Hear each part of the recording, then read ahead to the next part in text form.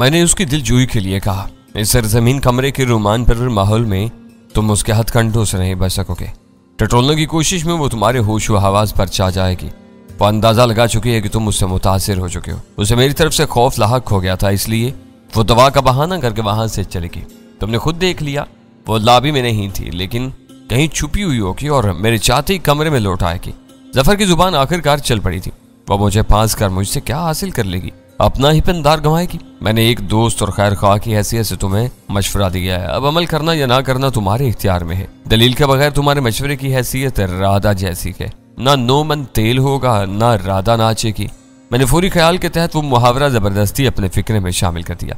जफर लम्हा भर के लिए मुतहय्यर नजर आया, फिर बोला, तुम्हारी ये बात मेरे सर पर से गुजर के किसी के नाचने या ना नाचने का इतने ज्यादा तेल से क्या ताल्लुक हो सकता है? आज तुम कुछ उलझी उलझी बातें कर रहे हो। मुझे माफ कर दो। मैंने हंसते हुए उसके शाने पर हाथ रख दिया। आज शायद मेरा दिमाग चल गया। चलने का ताल्लुक टांगों से होता है, दिमाग कैसे चल सकता है? उसने गहरी संजीदगी के साथ एतराज किया। सीधी तरह क्यों नहीं मान लेते कि सैंते कासेलो के ग्रुप ने तुम्हारा दिमाग खराब कर दिया? मैं एतराफ करता हूँ कि तुम्हारी राय दुरुस्त है। मैंने उसके सामने सरे तस्लीम खम कर दिया। अपना ख्याल रखना। उसने मेरी पूछ थपकते हुए कहा, तुम्हें कोई नुकसान पहुंचा तो मुझे दिली अजियत पहुंचेगी कि तुमने मेरे मुखलसाना मशवरों पर तवज्जो नहीं दी। उसने गाड़ी में बैठकर इंजन स्टार्ट किया और गाड़ी रिवर्स करके वहां से रवाना हो गया। मैं भी बोझल कदमों से वापस हो लिया। इस मुलाकात में मेरे शुबहात के बारे में खासी पेशरफ्त हुई थी और मैं अल्बर्ट टू के गिरेबान पर हाथ डालने के बारे में खासा पुरयकीन हो चला था। वीरा ने बाथरूम से बरामद होते ही हिस्पानवी जुबान में उसे पहचान लेने का जो दावा किया था, उस पर जफर के चेहरे का रंग मुतगय्यर हो गया था और वो आखिर तक खौफजदा नजर आता रहा था। बज़ाहिर वो मेरे साथ बैठा हुआ था, लेकिन उसका ज़हन मुसलसल वीरा ही में उलझा रहा था जो उसके सामने सैंते कासेलो बनकर आई थी। बाद में 2 उर्दू मुहावरों से उसकी लाइल्मी ने भी मेरे शुबहात में मोहर तस्दीक सब्त कर दी थी। यकीनी तौर पर वो अल्बर्ट टू ही था जो उर्दू सीखने के बाद किसी तवील उलमायात मंसूबे के तहत जफर के रूप में पाकिस्तान आ गया था। उसकी आखिरी गुफ्तगू से जाहिर हो रहा था कि वो खुद भी अपनी शनाख्त के इम्कानात से बुरी तरह खायफ था, लेकिन इस बारे में मेरे किरदार का कोई तयन नहीं कर सका था। यूं मालूम हो रहा था कि वो इस मामले में वीरा को अपना बराह रास्त तारीफ से तसव्वुर कर रहा था। वो अपनी दानिश में मुझे कामयाबी से धोखा दे रहा था, लेकिन वीरा उसे पहचान चुकी थी और हम लोगों को एतमाद में लिए बगैर बाला ही बाला उस पर हाथ डालना चाहती थी। शायद उसे गुमान भी था कि वीरा ने उस तक रसाई के लिए अपनी खालाजाद बहन सैंते के जरिए मुझे अपना अलाकार बनाया था, लेकिन मुश्किल ये थी कि अपने तमाम तर यकीन के बावजूद मैं बेबस था। अल्बर्टू या जफर के फिंगरप्रिंट्स की रिपोर्ट ने उसे भरपूर और यकीनी तहफ़्फ़ुज़ फराहम किया हुआ था, जिसकी वजह से मैं STF के इस अहम अफसर को उसकी जगह से नहीं उखाड़ सकता था और ना ही किसी को अपने शुबहात और मुशाहिदात का यकीन दिला सकता था। बज़ाहिर दोनों फरीक अपनी अपनी कमजोरियों से बखूबी वाकिफ हो चुके थे। हमारे ज़ाहिरी मरासम भी अपनी जगह पर काम थे, लेकिन हमारे दरमियान बदतरीन सर्द जंग का आगाज हो चुका था जो किसी भी वक्त खूनरेज़ तसादुम में तब्दील हो सकती थी। तसादुम में पहल का सेहरा उसी फरीक के सर जाता जिसके आसाब सर जंग से कमजोर पड़ जाते। मैं लॉबी में दाखिल हुआ तो वीरा एक बगली कमरे के दरवाजे पर खड़ी रूही से गुफ्तगू कर रही थी। मैं अपने कमरे में जाने की बजाय उसी तरफ बढ़ता चला गया। रूही ने दिलफरेब मुस्कुराहट के साथ मेरा इस्तकबाल किया। तुम्हारी दोस्त बहुत प्यारी और शर्मीली है, रूही ने मुझे आगाह किया। हो सकता है कि तुम्हारे फारिग हो जाने के बाद ये चंद रोज के लिए मेरे पास रुक जाए। इसे यहाँ का माहौल और अपना कमरा बहुत पसंद आया, लेकिन तुम्हें कैसे मालूम हुआ कि ये शर्मीली है? मैंने हैरत से सवाल किया। तुम्हारा मेहमान इसे मुसलसल भूखी नजरों से घूर रहा था, इसलिए ये बहाना करके मेरे पास चली आई। तुम्हारे दोस्त के चले जाने की इत्तला मिलने के बाद ही यह बाहर आने की हिम्मत कर सकी है। रूही ने मुझे वीरा की कहानी सुनाती। तुम कमरे में चलो, मैं आता हूँ। मैंने उस मौका को गनीमत समझते हुए वीरा से कहा और वह शर्माती ले जाती हुई जीरों की तरफ चलती। दूसरे शोबों के अलावा वो अदाकारी के फन में भी पूरी तरह ताक थी। रूही मुझे साथ लेकर कमरे में दाखिल होगी। वो कमरा बहुत खूबसूरत और नफीस अंदाज में सजा हुआ था। वो मसैरी पर बैठ गई और मैंने कुर्सी संभाली। रूही से मेरी दोस्ती नहीं थी। वो खुबरू खुश लिबास और खुश बदन थी, इसलिए सिन्फ़े मुखालिफ के लिए नहायत कशिश अंगेज थी और उसे इसी अंदाज में बातें होती रहीं। हो सकता है कि वो पेशावर रही हो, लेकिन वीरा की तरह शौकीन मिजाज वाक़ई हुई थी। जिस पर दिल आ जाए उससे मरासिम बढ़ाने में आर महसूस नहीं करती थी। उसने चंद मिनट की गुफ्तगू के बाद 3 मुख्तलिफ दराजों से 27 एल्बम निकाल कर मेरे सामने ढेर कर दिए। पोस्ट कार्ड साइज की रंगीन तस्वीर पर मुश्तमिल हर एल्बम में एक लड़की की मुख्तलिफ तस्वीर थी। मैंने रस्मी तौर पर एक एल्बम को खोला तो पहली तस्वीर पर नजर पड़ती एल्बम को वापस रख दिया। जिस्मानी खतो खाल और निशोब फराज को गाहकों के लिए पूरी तरह नुमाया करने के लिए उन तस्वीर में लिबास के इस्तेमाल से गुरेज किया गया था और रूही के बावकार चेहरे पर निगाह डालने के बाद ये यकीन करना मुश्किल हो जाता था कि वो ऐसी नाशाइस्ता तस्वीर और उससे कहीं ज्यादा नाशाइस्ता हरकत से अपनी रोजी कमाती होगी। मैं वहां एक बिगड़े रईस के रूप में पहुंचा था जब मैंने उसे कुरेदा तो मालूम हुआ कि रूही का बैंकॉक और वहां के फरोगे सियाहत की कारपोरेशन से करीबी ताल्लुक था। उसने बैंकॉक में नहायत मुश्किल हालात और सख्त मुकाबले के माहौल में अपनी रोजी कमाकर फरोगे सियाहत के मौजू पर 6 माह का एक डिप्लोमा हासिल किया था। तालीमी डिप्लोमे और बैंकॉक के शब-रोज के अमली तजुर्बे को यकजा करके रूही ने अपने गेस्ट हाउस की बुनियाद रखी थी और बहुत कामयाब थी, क्योंकि बहुत से बड़े लोग सिर्फ उसके गेस्ट हाउस में 1-2 रातें बसर करने की आरजू लेकर दूर दराज के शहरों से इस्लामाबाद आते थे। इन बड़े लोगों में मुतअद्दिद पर्दा नशीनों के नाम भी थे और यूं रूही का गेस्ट हाउस मुअस्सर तरीके पर इस्लामाबाद में सियाहत को फरोग दे रहा था। रूही को मुझसे गुफ्तगू में लुत्फ आ रहा था, क्योंकि मैं उसकी अना की तस्कीन के लिए उसकी हर जायज़ व नाजायज़ फेल की तारीफ कर रहा था, लेकिन मेरे पास इतना फाजिल वक्त नहीं था। मैंने उससे अगले दिन तक के लिए इजाज़त ली और अपने कमरे में लौटा, जहाँ वीरा 2 गिलास तैयार किए मेरी मुंतजिर थी। उसने बीमगन थैले से निकाल कर गोद में रखी हुई थी। अब मैं भी किसी हद तक तुम्हारी हमनवा हो चली हूँ, वीरा ने मुझे देखते ही कहा। मेरे दावे पर उसके चेहरे का रंग उड़ गया था। उसके चेहरे के तासरात से जाहिर हो रहा था कि उसने मेरा एक एक लफ्ज समझ लिया था। लेकिन फिर फिंगरप्रिंट्स का क्या राज है? ये गोरखधंधा तो कुछ उलझा हुआ ही, लेकिन फिर फिंगरप्रिंट्स का क्या राज है? ये गोरखधंधा तो कुछ उलझता ही जा रहा है। उर्दू पर उसकी दस्तरस बहुत अच्छी है, लेकिन मुकम्मल नहीं है। मुहावरों के मामले में बिल्कुल सिफर है। समझ में नहीं आता कि मैं अव्वल खान को अपनी बात का यकीन कैसे दिला सकूंगा। वो कुछ मानने पर आमादा ही नहीं है। थोड़ी देर के लिए इन उलझनों को भूल जाओ, वीरा ने कहा। 12 बजे गेस्ट हाउस से जंगल पर पड़ने वाली सर्च लाइट्स बुझाती की और शीशे की दीवार के उस पार यक बयक घूर तारीकी फैल गई। वीरा फुरेरी लेकर रह गई। ये पुरहोल अंधेरा तो खाने को आ रहा है। बाहर अंधेरा फैलने के बाद वहां बैठे रहने में कोई लुत्फ बाकी नहीं रहा और हमने वो मेज छोड़ दी। वीरा बाहरी पर्दे खींचने पर मुसर थी, लेकिन मैंने जालीदार हुरैरी पर्दे पड़ने के बाद उसे रोक दिया। बीमगन मैंने अपने सराहने रख ली थी। मैंने बिस्तर पर अपने लिए वो हिस्सा मुंतखब किया था जो शीशे की दीवार के सम था, जबकि वीरा को दरवाजे वाले रुख पर सोना था।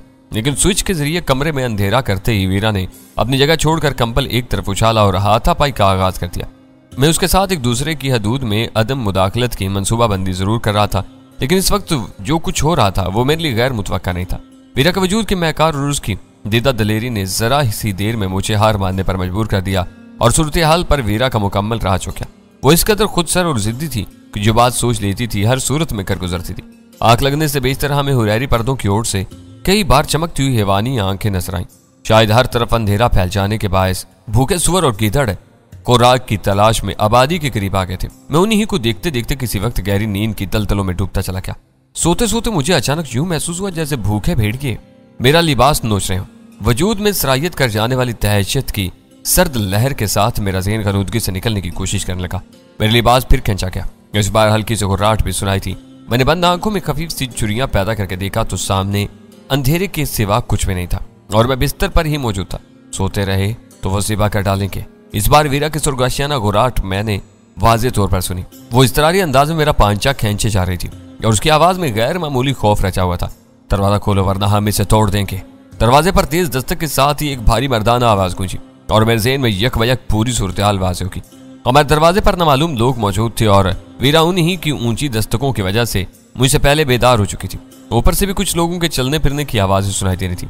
बेड स्विच ऑन करो। मैंने अपने सराहने बीम गन टटोलते हुए सरगोशी की। ऑन है, शायद बिजली भी बंद कर दी गई है। वो मेरे कान के नीचे मनमनाई। आओ। मैंने उसका हाथ थामा और हम दोनों दरवाजे के बराबर में दीवार से लगकर खड़े हो गए।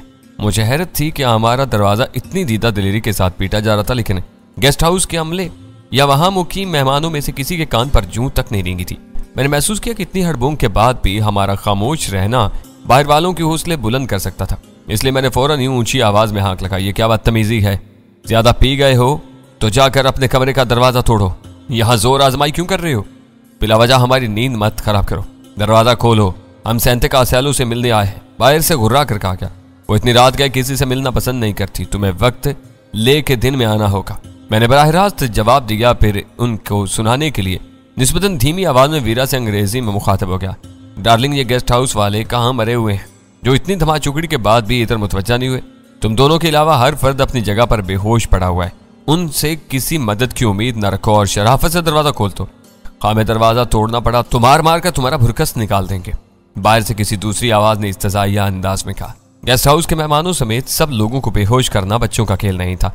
इसका मतलब था कि वो पूरी तैयारियों के साथ आए थे और उनकी नफरी भी ज्यादा रही होगी। हिम्मत है तो दरवाजा ही तोड़ डालो। मैंने लम्हा भर की खामोशी के बाद कहा। हम बिन बुलाए मेहमानों के लिए अपने हाथों से दरवाजा नहीं खोल सकते। हरामी का बच्चा। बाहर से एक हुसीरी आवाज उभरी, फिर उसने दरवाजा तोड़ दो की हाँक लगाई।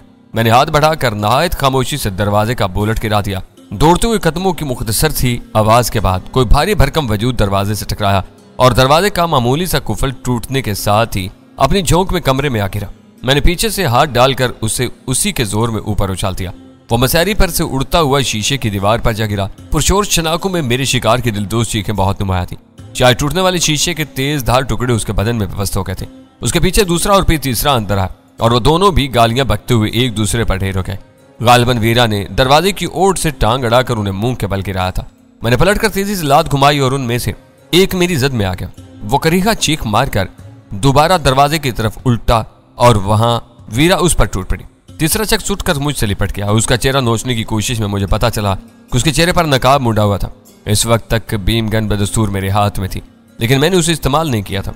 वो तीनों बेखबरी में इस तरह मारे गए थे कि अगर वो मुसल्ला भी रहे हों तो उन्हें अपने हथियारों को इस्तेमाल करने का मौका नहीं मिल सका, बल्कि उनके पिस्तौल वगैरह शायद उनकी गिरफ्त ही से निकल गए थे, वरना उन्होंने बुखलाहट में एक आध फायर जरूर चौंक मारा होता। इस वक्त मुकाबला बराबर का था। शीशे की दीवार पर गिरने वाला उस बुरी तरह जख्मी हुआ था, दोबारा उठ ही नहीं सका था और अपनी जगह पर पड़ा कराहे जा रहा था। एक मुंह से लुझा हुआ था और दूसरे को वीरा संभाल रही थी। कमरे में घूर अंधेरा होने की वजह से कुछ पता नहीं चल रहा था कि वहां क्या हो रहा है, लेकिन फिर भी सूरत हाल इतनी मखदूश नहीं थी कि मैं बीमगन इस्तेमाल करके किसी कत्ल में मुलव्विस होने का खतरा मोले था। उसी के साथ मुझे यह डर भी था कि इस थीगा मुश्ती में बीमगन एक मरतबा मेरे हाथ से निकल गई तो दोबारा हाथ नहीं आ सकेगी। आसार ये बता रहे थे कि गेस्ट हाउस में हमें घेरने का मुकम्मल बंदोबस्त कर लिया गया था और हमें मौका मिलते ही वहां से फरार की राह इख्तियार करनी थी। इनसे मुकाबला करने में सरासर खसारा ही खसारा नजर आ रहा था।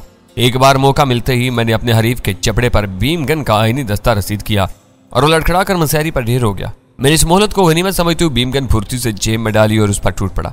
वो बिल्कुल ही बोदा नहीं था। मुक्कों, लातों और घुटनों के वैश्याना इस्तेमाल से मुझे अपने ऊपर से उछाल फेंकने की कोशिश करता रहा। इधर मैं उस फिक्र में था कि किसी तरह उसे भी शीशे की टूटी हुई दीवार की तरफ पहुंचा दूं जहां वो मरने से महफूज रहता, लेकिन टूटे हुए शीशों से लहूलुहान होकर लड़ने की ताकत से महरूम हो जाता। उसको हकीकी खतरे का जरा भी इदराक नहीं था, इसलिए मेरी कोशिशें बार आवर साबित हो रही थी। मसैरी के दूसरे सिरे पर पहुंचकर मैंने लम्हा भर के लिए उसे अपनी गिरफ्त से आजाद कर दिया। वो तड़प कर कालीन पर खड़ा हुआ। मैं उस सुनहरी मौका की तलाश में था।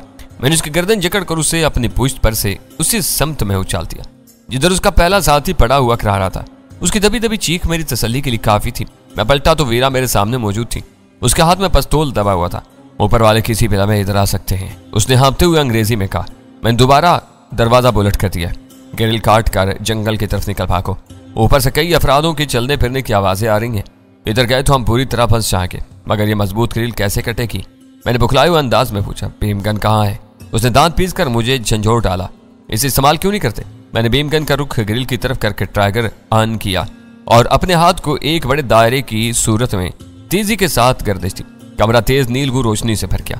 वीरा ने उस रोशनी का फायदा उठाते हुए दोनों कराते हुए जख्मियों की कनपटियों पर अपने पिस्तौल का दस्ता बजाया और उन्हें खामोश कर दिया। मेरे हाथ की गर्दिश मुकम्मल होते ही आहिनी ग्रिल का काफी बड़ा हिस्सा पुरशोर आवाज के साथ बाहर की संगलास जमीन पर गिर गया।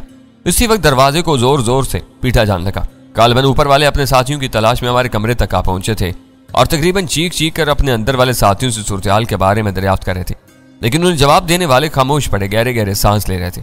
वीरा ने अंदाजे से अलमारी की तरफ छलांग लगा थी। उस लम्हे दरवाजे पर एक धमाका हुआ और उसकी चोलें चिरचिरा कर रखी। बाहर वालों ने वहशत और इस्तराब के आलम में दरवाजा तोड़ने की कोशिश का आगाज कर दिया था और वो किसी भी लम्हे दरवाजा गिरा कर अंदर आ सकते थे। कहाँ मर गई? मैं मुसरबाना अंदाज में गुराया और वीरा हमारे सामान का बैग संभाले आगे। उसका हाथ थाम कर कटी हुई ग्रिल से निकल ही रहा था कि दरवाजे पर दूसरी जर लगी। इस बार लकड़ी टूटने की आवाज बहुत नुमाया थी। यह बात यकीनी थी कि दरवाजा तीसरी जर बर्दाश्त नहीं कर सकेगा। हम दोनों ने बाहर निकलते ही खुदरू झाड़ियों से ढके हुए संगलास मैदान से तारीख जंगलात की तरफ दौड़ लगा थी। गेस्ट हाउस पर छाई हुई मुकम्मल तारीकी और अंधेरी रात के अलावा कोई बात हमारे हक में नहीं थी। आगे भूखे गीदड़ और जंगली सुअर हमारे इस्तकबाल के लिए तैयार थे और पीछे हमारे खून के प्यासों की टोली हर किस्म के हथियारों से लैस थी। ऊंचे नीचे पथरीले रास्तों पर नंगे पांव दौड़ते हुए मेरा ज़हन अल्बर्टो में उलझ गया। हम पर मारे जाने वाले उस होलनाक शब खून ने यह साबित कर दिया था कि जफर के रूप में अल्बर्टो ही स्पेशल टास्क फोर्स में घुसा हुआ था और उसने अपनी पोजीशन का फायदा उठाते हुए STF ही को हमारे खिलाफ इस्तेमाल कर डाला था। वरना पाकिस्तान में उसका कोई भी हमदर्द नहीं था। कोई था तो बस अव्वल खान था जो कराची में बैठा हुआ था। इसके बारे में अव्वल खान का रवैया याद आने पर मेरे हल्क में तलखी से खुलने लगी। अव्वल खान किसी दुश्मन का हमदर्द या हम नवा नहीं हो सकता था। मुश्किल ये थी कि वो अल्बर्टो को जफर समझ रहा था। फिंगरप्रिंट्स के मवाजने के बाद तो उसे इस अमर में कोई शुबा ही नहीं रहा था और वह जफर के खिलाफ मजीद कोई बात सुनने पर आमादा नहीं था। उसको अल्बर्टो की असलियत का यकीन दिलाने के लिए जरूरी था कि जफर के फिंगरप्रिंट्स की पहली हल की जाए, जिसका मेरे पास कोई जवाब नहीं था। वो ऐसा लायकल मुअम्मा था कि उसने मेरे दिमाग की चोलें हिला कर रखनी थी। तारीख जंगल के मुख्तलिफ हिस्सों से भूखे गीदड़ों की आवाजें आ रही थी और हमारे पीछे मुतअद्दिद गजबनाक आवाजें सुनाई दे रही थी, जो हवा के दोष पर कभी हल्की और कभी तेज हो जाती थी। मैं सिर्फ ये दुआ मांग रहा था कि हमारे पीछे आने वालों के पास ताकतवर सर्च लाइट्स न हो। बसूरत दीगर वो जंगल तो क्या, पाताल में भी हम तक पहुंच सकते थे। भागते भागते वीरा की रफ्तार सुस्त पड़ने लगी। उसी के साथ वो हाँप पे रही थी। क्या बात है, क्या थक गई हो?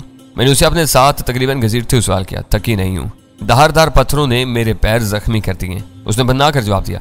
एक ही बात है, मैंने बेपरवाही से कहा। आखिर को सिर्फ नाजुक होना। अब ये तो होने से रहा कि मैं तुम्हें अपने कंधे पर लाद कर दौड़ना शुरू कर दूं। तुम कताला आलम होने के बावजूद कदरे भारी हो। मैं ज्यादा देर तक नहीं दौड़ सकूंगी। उसे रूहानी आवाज में एहतजाज किया।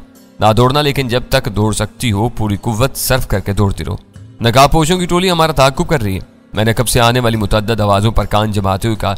हम लोग हवा के मुखालिफ समत में दौड़ रहे थे, इसलिए हमारे पीछे आने वालों के कदमों की थमक, खुराटों और धमकियों का आहंग हवा की रफ्तार में कमी पेशी के साथ बढ़ और घट रहा था। खासी दूर तक दौड़ लगाने के बाद मुझे अंदाजा हो चुका था कि मेरी दुआएं बारगाहे रब्बुल इज्जत में शर्फ कबूलियत हासिल कर चुकी थी और हमारे पीछे आने वाले खूनखार शिकारी सर्च लाइट से महरूम थे। ऐसा न होता तो वो दूर दूर के इलाके को रोशनी में नहलाकर हमारा सुराग लगा चुके होते। वो अंधेरे की वजह से हमारे बनाए हुए रास्ते पर नहीं आ रहे थे, बल्कि उनका रुख कतरे मुख्तलिफ था, क्योंकि हवा की रफ्तार के असरात से कताए नजर उनकी आवाजों की शिद्दत गैर महसूस तरीके पर घटती ही जा रही थी। मेरा ख्याल था कि खुदरो झाड़ियों और सब्जी से ढके हुए पथरीले मैदान को आबूर करके जंगल में दाखिल होने के बाद हम खतरात से महफूज हो सकते थे। लेकिन इस वक्त वो लोग वक्फे वक्फे से हमें रुक जाने का हुक्म देने के साथ ही गोली मार देने की धमके भी दे रहे थे, जो उनका एक नफसियाती अरबा था और मैं उसे खूब समझ रहा था। लानत हो। वीरा दौड़ते दौड़ते गुसीली आवाज में बोली। पता नहीं तुम्हारे यहाँ कोल और फेल में इतना तजाद क्यों है? मेरा ख्याल है कि ये वीराना और जंगल किसी जमाने में सिटी पार के लिए मखसूस किया गया था, लेकिन अभी तक निरा जंगल ही पड़ा हुआ है। खाए मेरा पैर। आखिरकार हम खुद रो झाड़ियों को पीछे छोड़कर छिद्र दरख्तों के दरमियान घुस गए। रात के अंधेरे में दूर से वही छिद्र दरख्त घने जंगल का समा बांध रहे थे। अब मुझसे दौड़ा तो क्या, चला भी नहीं जाएगा। वीरा ने कराते हुए बदिक्कत तमाम का। उसकी आवाज से कर्ब का इजहार हो रहा था, इसलिए दौड़ते दौड़ते मैं भी रुक गया। वो मेरे साथ तकरीबन घिसटती चली आ रही थी, इसलिए वो मुझसे एक दो कदम पीछे ही रुक गई। वो रुकते ही जमीन पर बैठ गई थी, इसलिए मुझे भी नीचे बैठ जाना पड़ा। मैंने इज़हार हमदर्दी के तौर पर टटोलते हुए उसके पैरों को दरियाफ्त किया तो मेरे हाथ ने ताज़ा ताज़ा खून की चिपचिपाहट को वाज़ेह तौर पर महसूस किया। वीरा के पैर वाकई बुरी तरह लहू लुहान हो चुके थे। मुझे हैरत हुई कि वो इस कदर जख्मी होने के बावजूद मेरा साथ देती चली आ रही थी। मेरे दिल में उसके लिए यक व यक तुरहम का जज्बा ठाठे मारने लगा। मुझे वीरा से अपनी हमदर्दी के इजहार का खातिर ख्वाह मौका नहीं मिल सका, क्योंकि अकब से उभरने वाली गुर्राट खासी खूनखार महसूस हुई थी। मैं तेजी से पलटा तो दरख्तों की ओट में एक भेड़िया अपने सफेद सफेद दांत निकाले हम पर गुर्रा रहा था। उसके अकब में भी कई नदीदे निगाहों के जोड़े चमक रहे थे। शायद वीरा के जख्मी पैरों से बहने वाले ताज़ा खून की हवा में रची हुई बू ने उन भेड़ियों को हमारी तरफ मुतवज्जा कर दिया था।